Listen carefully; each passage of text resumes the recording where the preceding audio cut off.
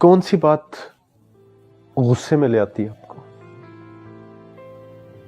किसी बात पे भी गुस्सा आ सकता है, क्योंकि एक बंदे को मैंने देखा ये YouTube पे, वो आर्टिस्टों के बारे में इतनी बकवास करता है, जो उसके मुंह में आता कह देता है। उसको ये नहीं पता चलता कि यार ये कितनी नेकियां कर बैठे, कितने अच्छे अमल कर बैठे।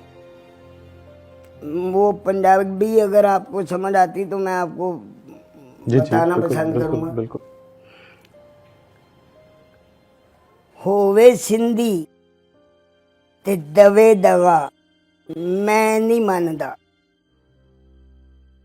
होवे बलोची ते होवे ना दलेर मैं नहीं मानदा, होवे पठान ते करे वादा खिलाफी मैं नहीं मानदा, होवे पंजाबी ते होवे ना शेर मैं नहीं मानदा। अल्लाह बंदे नू खुद कवे लियाओ नेकियां वहाओ अमल, ए जातां पातां मैं नहीं मानदा। वाह वाह वाह, क्या बात, क्या बात।